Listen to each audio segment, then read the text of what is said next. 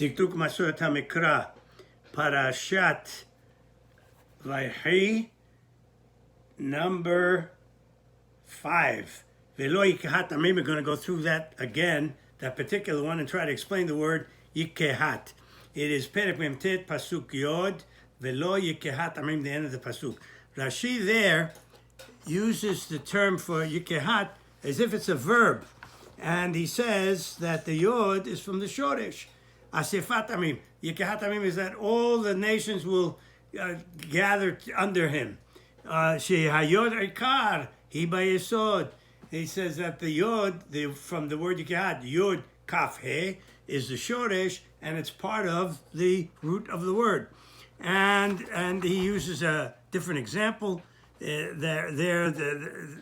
for example, in Yehezkel, Yifa'atecha, there again the Yod is present, and some words are like that. Sometimes the Yod falls. Sometimes you won't see the Yod. For example, like Hofia, for the word Yifa'atecha, the Yod is not present when you use the term Hofia before the Peh. But in the word Yifa'atecha, it's there. And he says, he says there are other letters like that in the Hebrew alphabet. Letters like that are called, in a general sense, ikar, those from the shoresh, which nofel. Sometimes they are absent, they fall. And he uses the examples. Kegon nun shel nogef v'shel noshech. The nun, the first letter in the shoresh of nun gimal peh, and the first letter in nun shin samech, nogef, noshech. That those sometimes you don't find them. And the same thing with nofel. You'd have the word yipol. Same thing, yigof, yishach, without the nun present. And by the way, here, the yod sometimes also falls. It would be called menache pe yod. And the same thing, nogef and noshech, are from binyan, the mishkal, the gizra of penun, hasre penun, where the nun sometimes is left off and it's not found. Instead, you have a dagesh in the next letter. So, same thing here.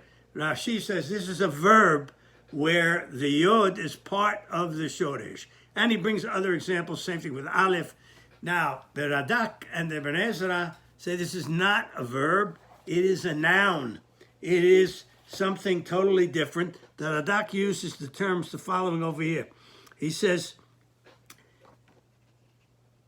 Yikehat Shem. He says the word Yikehat is a Shem.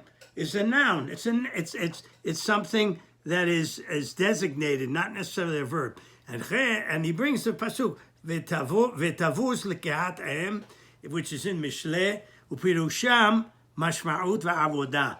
He said the word Yikehat here means that it is that they follow, the nations will follow the mashma'ut, the lead and the avodah and the subservience of Am Yisrael, of Yehudah, Am Yisrael.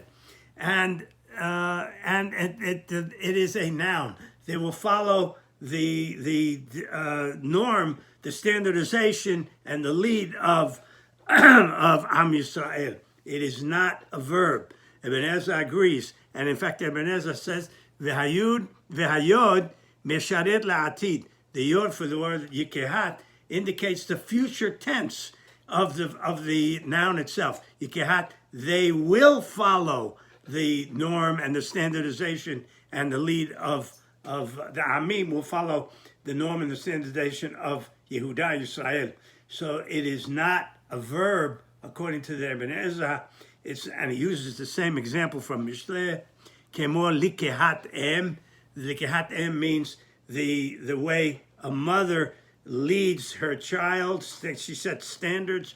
She sets the appropriate the way a child should perform and should behave. That's the mashma'ut, the standard, the behavior. She sets the standard. It's a mashma'ut. That is the term for Yikehat. And it is a noun. The yod, according to the Ben Ezra, is the indication that it will happen in the future. It's the future tense of this noun. That in the future, the Amim will follow the norm and the standardization and the lead of Am Yisrael. Radak and Ibn Ezra disagree with Rashi in that. Rashi says it's a verb. They say nope, it's a noun.